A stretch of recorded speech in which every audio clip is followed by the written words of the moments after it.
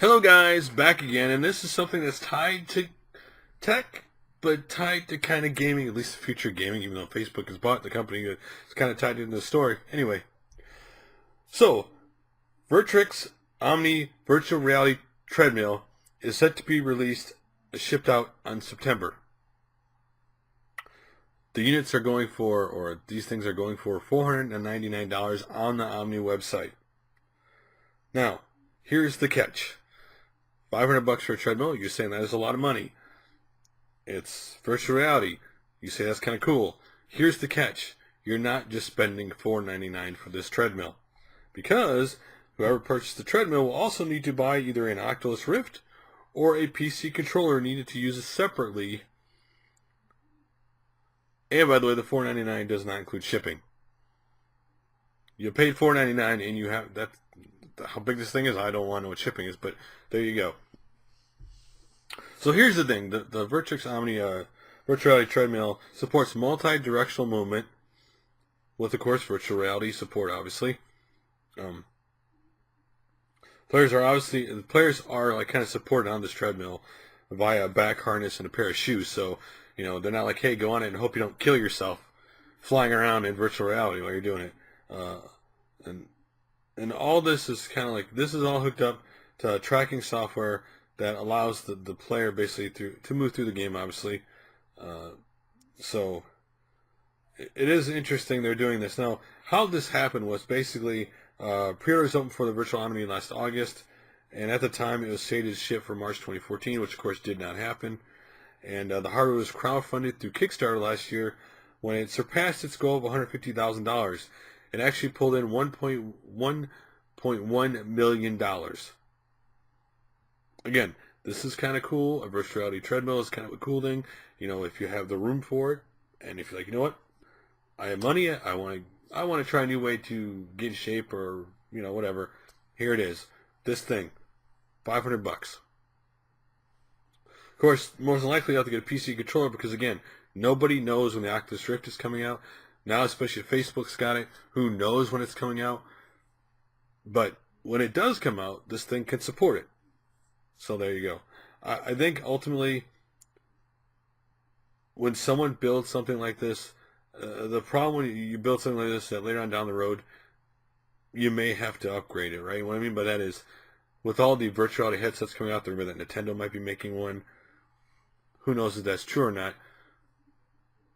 And more people, if virtual reality does do really well, if one of these devices comes out and it takes off, then at some point, some kind of universal one, then at some point, these devices have to support more than just one headset.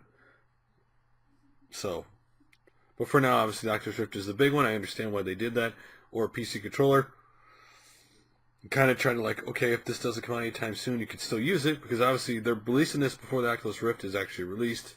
And they had to do something, so obviously they threw a controller. You can use the controller to use it. So we'll see where it goes. Like, I understand, like, we'll get just a quick snippet about the Nintendo. If Nintendo were to do virtual reality, it makes sense. They do the Wii Fit stuff. They would be able to add new kind of dimensions by doing that if they decided to do that. Again, we'll see where virtual reality goes. There's a lot of talk of it. There's a lot of excitement. But kind of like the Kinect or the Wii's motion control, until we actually see it, until we actually, a majority of us use it, or see it, or see what's going to be available on it, there's no way to tell if it's actually going to go anywhere. Kinect. A lot of people bought the original Kinect, right? I bought original Kinect. But guess what? Overall, the Kinect was a letdown.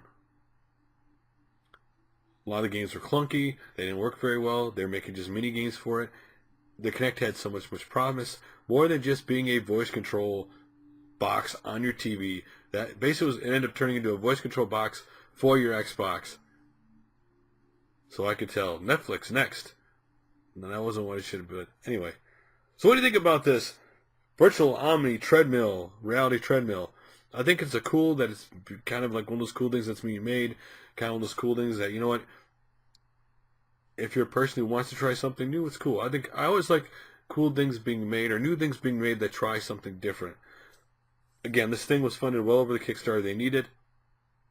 So, to me, that means they're not going to be like totally in trouble when they first release this thing, because they did, they made what, almost like well, not 10 times as much, but 8 or 7 times as much they originally were asking for. So, but my question to you is, if the Oculus Rift would come out and it was awesome, would you actually buy this to treadmill with it?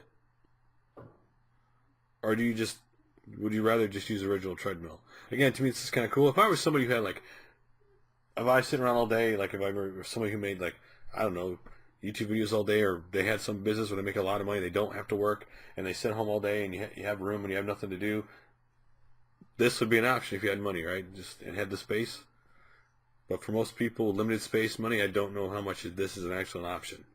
Anyway, I've gone on blabbering long enough. So what do you think about the device? And like always, guys, thanks for favoring, liking, and subscribing. I really do appreciate it.